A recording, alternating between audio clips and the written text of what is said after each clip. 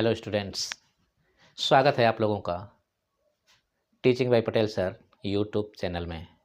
मैं आर्यन सिंह आप लोगों को विज्ञान से संबंधित जानकारियाँ लेकर के आया हूँ और आज का टॉपिक है आनुवंशिकी तथा आनुवंशिकता। पिछली वीडियो में जो है हम लोगों ने आनुवंशिकी से संबंधित कुछ शब्दावलियाँ देखा था और आज उसी से संबंधित कुछ शब्दावलियों के बारे में और आज जानकारी हम लोग प्राप्त करेंगे।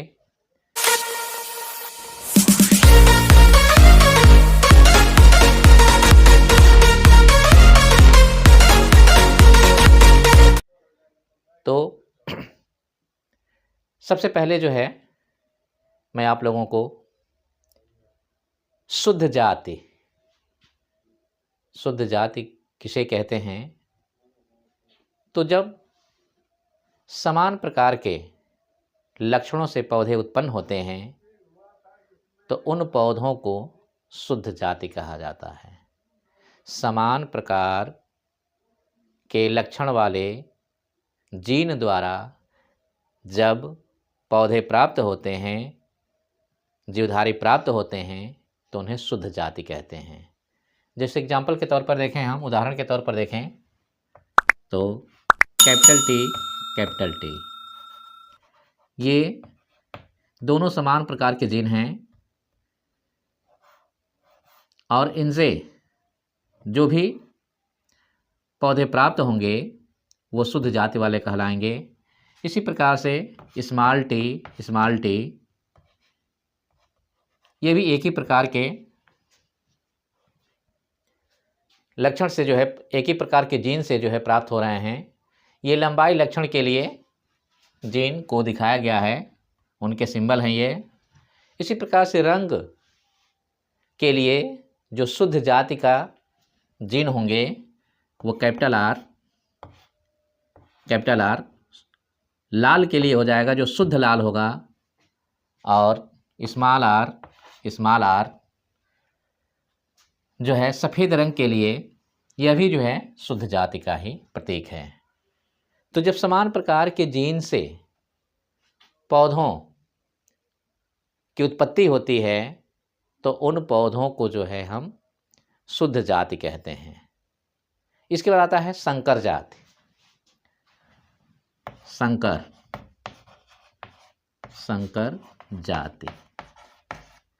संकर जाति हाइब्रिड कहे जाते हैं। हाइब्रिड जब भिन्न प्रकार के जीन से पौधों की उत्पत्ति होती है तो उन पौधों को जो है संकर जाति कहते हैं, हाइब्रिड कहते हैं। या ये कह सकते हैं कि जब भिन्न प्रकार के जीन से जीवधारी का निर्माण होता है, जीवधारी की उत्पत्ति होती है, तो उस जीवधारी को हाइब्रिड कहते हैं या संकर जाति कहते हैं। जैसे एग्जाम्पल के तौर पर एक कैपिटल टी और एक स्मॉल टी, इसमें एक जीन जो है शुद्ध लंबे का है और एक जीन जो है शुद्ध बौने का है। तो इस प्रकार से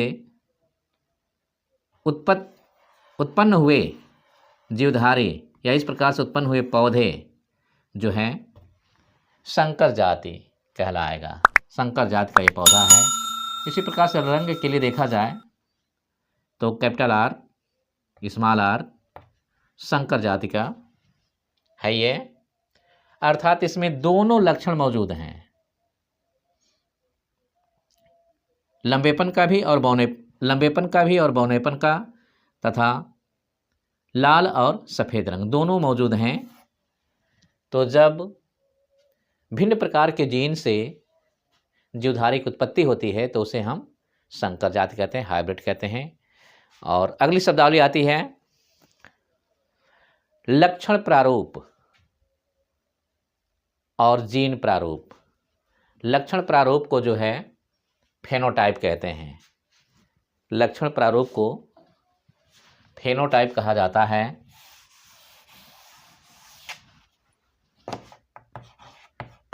लक्षण प्रारूप, फेनोटाइप कहते हैं इसको, फेनोटाइप। जब जीवधारी में उनके शारीरिक लक्षण का जब हम अध्ययन करते हैं, सिर्फ बाहरी लक्षण को देख करके उनका अध्ययन किया जाता है, तो उनको जो है हम लक्षण प्रारूप कहते हैं या दृश्य प्रारूप कहते हैं। लक्षण प्रारूप को दृश्य प्रारूप भी कहते हैं, दृश्य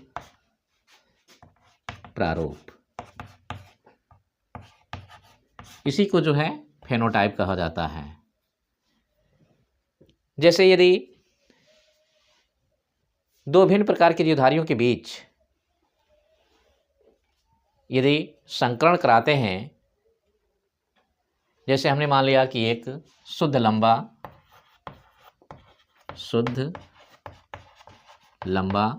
कैपिटल टी और एक शुद्ध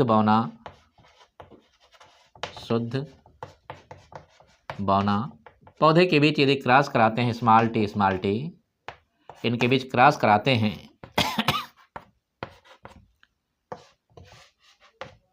तो F1 पीढ़ी में कैपिटल टी, स्मॉल टी ये क्रॉसित होंगे, तो कैपिटल टी, स्मॉल टी, और ये इसके साथ यदि क्रॉसित होता है तो कैपिटल टी, स्मॉल टी।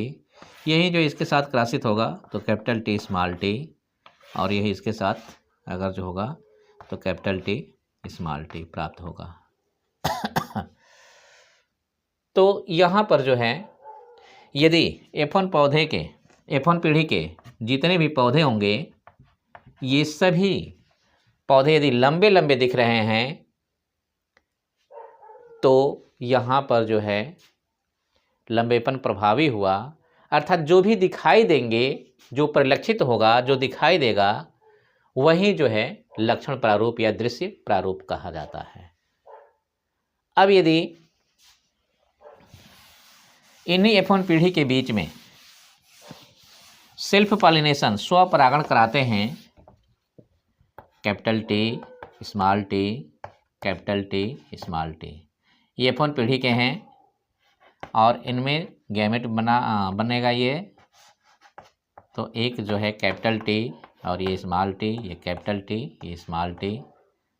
अब यदि इनके बीच कैपिटल टी क्रॉस कराया जाएगा तो ये कैपिटल टी हो जाएगा, और यहीं यदि इसके साथ होगा तो कैपिटल टी, स्मॉल टी, और यहीं जो है इसके साथ यदि क्रॉसित होता है तो कैपिटल टी, स्मॉल टी, और यहीं इसके साथ यदि होगा तो स्मॉल टी प्राप्त होंगे। यहाँ पर ये तीनों के तीनों लंबे दिखाई देंगे। कैसे होंगे? लंबे, और एक जो है बौना होगा। बाहरी लक्षण हम केवल देख रहे हैं। तीन पौधे जो हैं इसमें से लंबे लंबे दिखाई देंगे, लंबे लंबे हो रहे हैं, और एक पौधा जो है बौना हो रहा है। तो यहाँ पर बाहरी लक्षण को देख करके हम ये कह सकते हैं कि ये लक्षण प्रारूप है, अर्थात तीन लंबे और एक बौना। इसका जीनोटाइप होगा, यानी नहीं फिनोटाइप होगा इसका, फिनोटाइप।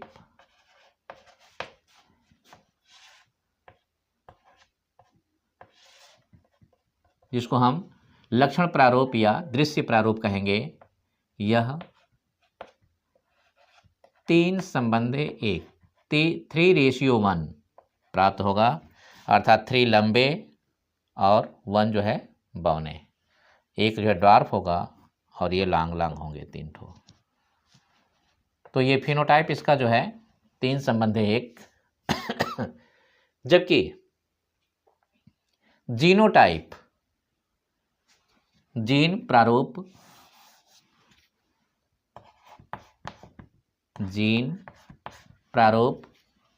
जो होता है, यदि जीन को ध्यान में रख करके जीनोटाइप कहते हैं इसको, जीनोटाइप।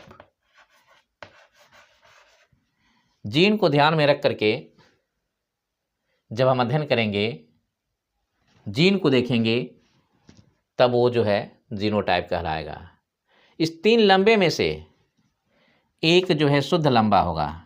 एक जो है, इन 3 लंबों में से जो है 3 लंबे लंबे पौधे प्राप्त हो रहे हैं, तो एक लंबा पौधा शुद्ध लंबा होगा, शुद्ध लंबा, जबकि ये 2 जो हैं संकर लंबा होंगे, संकर लंबे।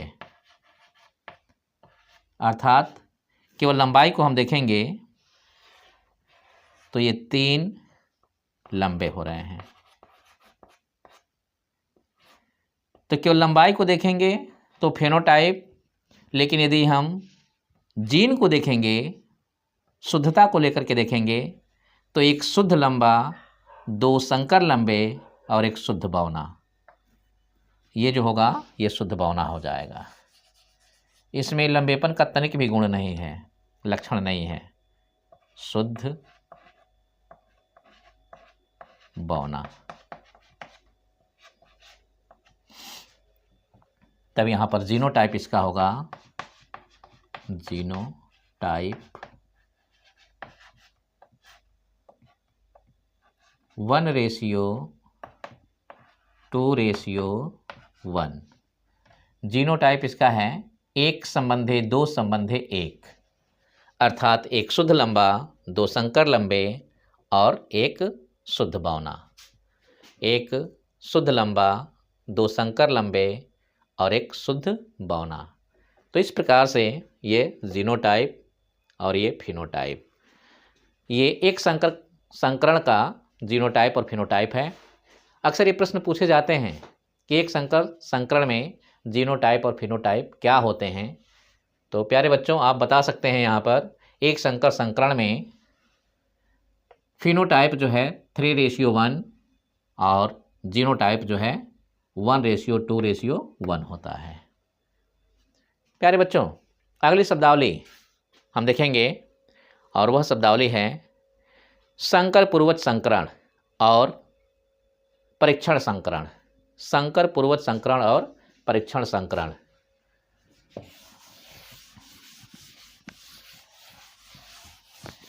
संकर पूर्वज संकरण और परीक्षण संकरण।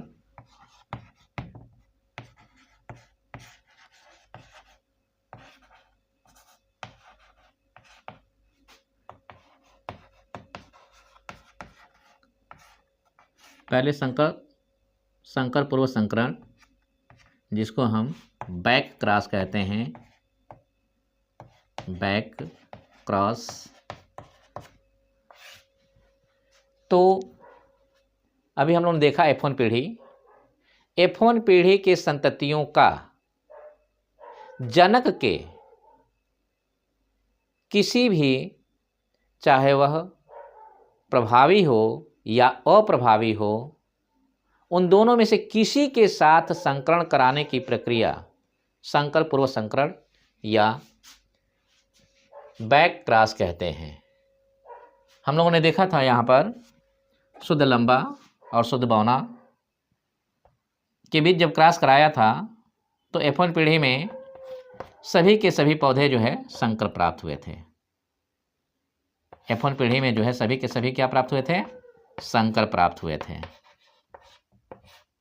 अब इसी F1 पीढ़ी के संततियों का यदि प्रभावी के साथ या अप्रभावी के साथ क्रॉस कराया जाए, इनके बीच संकरण कराया जाए, तो इस प्रक्रिया को जो है संकर पूर्व संकरण कहते हैं। जैसे एग्जाम्पल के तौर पर यदि हम कैपिटल T और कैपिटल T के बीच क्रॉस कराते हैं तो इस प्रक्रिया को जो है हम संकर पूर्व संकरण कहेंगे। या t के बीच कैपिटल T का संकरण कराएंगे तो इस प्रक्रिया को संकर पूर्वज संकरण कहेंगे। तो मेरे ख्याल से समझ में आ गया होगा संकर पूर्व संकरण। अब आता है परीक्षण संकरण, परीक्षण संकरण, जिसको टेस्ट क्रॉस कहते हैं। तो प्यारे बच्चों, एक बार और मैं आरेख बना दे रहा हूँ। ये जो है शुद्ध लंबा और ये शुद्ध बौना, इनसे गैमेट बनाएंगे कैपिटल टी, इनसे गैमेट बनेगा स्मॉल टी। इनके बीच क्रॉस कराया जा रहा है तो F1 पीढ़ी के संतति प्राप्त होंगे कैपिटल टी स्मॉल टी।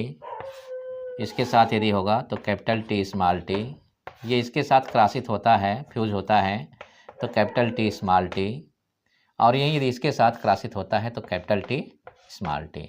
ये जो है सब के सब जो है F1 पीढ़ी के संतति हैं। इनका हम लोगों ने देखा कि F1 पीढ़ी के संततियों का या तो प्रभावी के साथ या अप्रभावी के साथ क्रॉस कराते हैं तो उन्हें संकर पूर्व संकरण कहते हैं। लेकिन यदि F1 पीढ़ी के संतति का केवल और केवल अप्रभावी के साथ, ये शुद्ध बौना जो है अप्रभावी है, अप्रभावी के साथ क्रॉस कराते हैं तो उसे जो है हम टेस्ट क्रॉस कहते हैं, परीक्षण संकरण कहते हैं।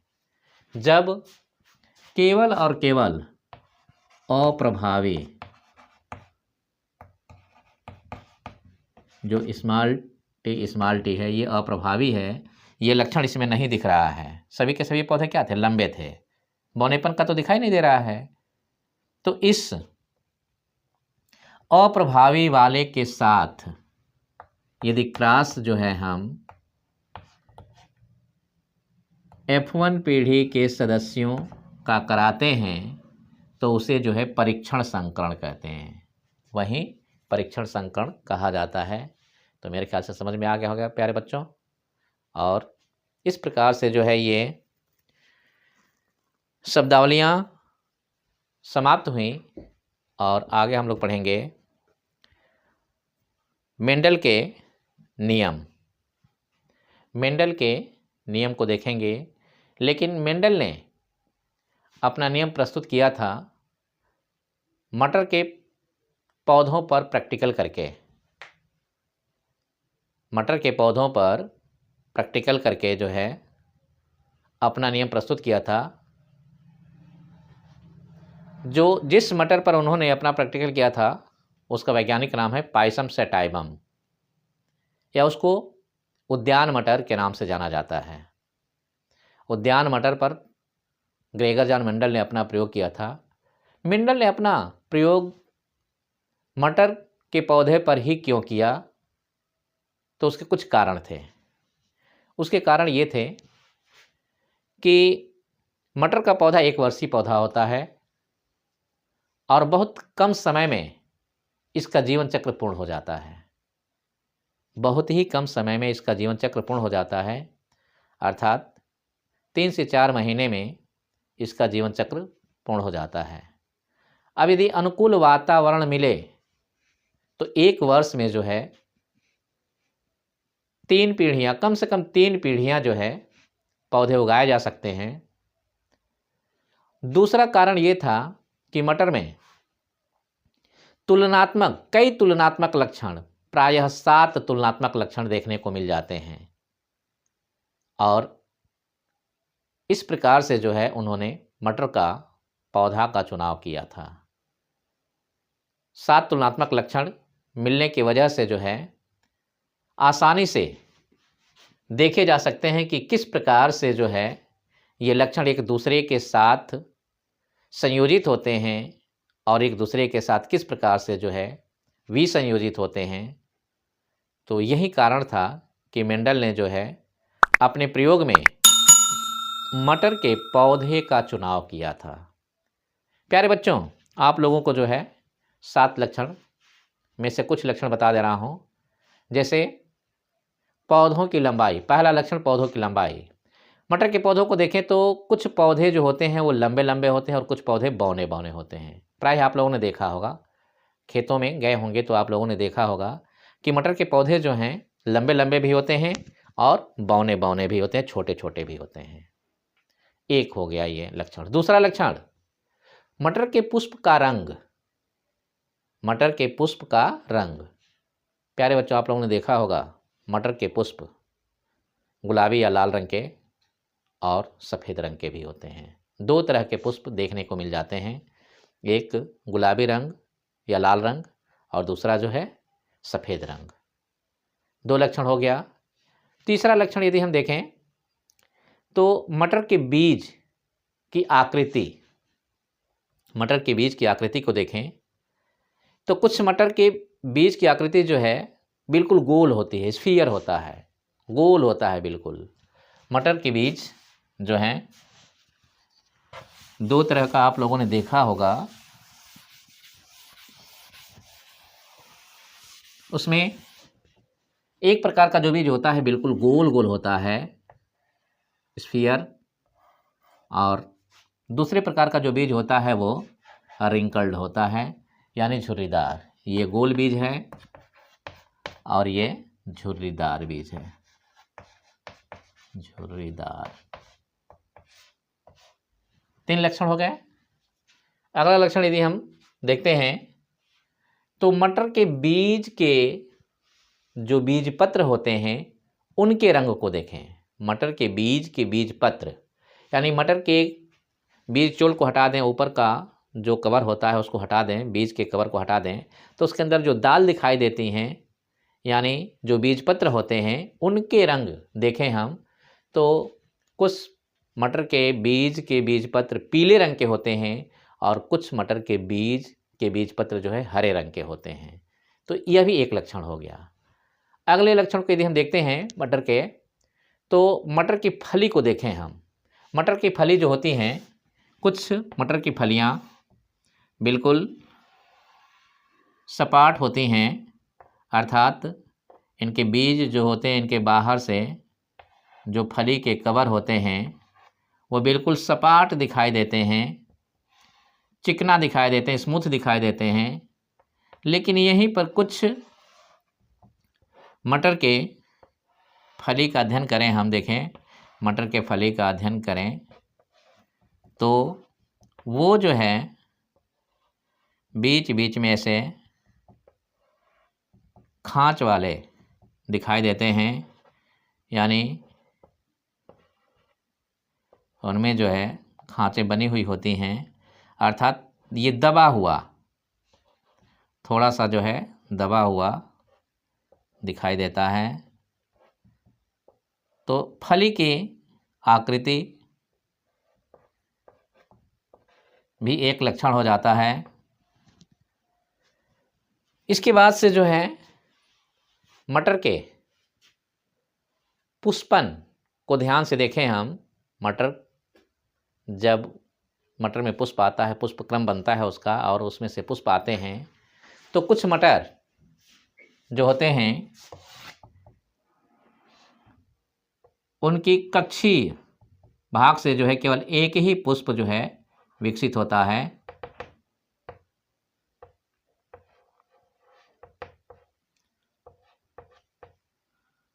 उनकी कक्षीय भाग से जो है केवल एक ही पुष्प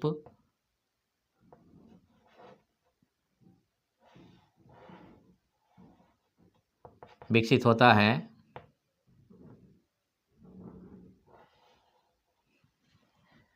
और कुछ मटरों में देखें, कुछ मटर में देखें हम तो इनकी कक्षीय भाग से कई पुष्प जो है एक साथ खिलते हैं और कई ठो जो है उसमें फलियां बनती हैं, कई फलियां लगती हैं। तो ये कई पुष्प वाला जो कि कई फलियां तैयार कराएंगी। तो यह भी एक लक्षण है।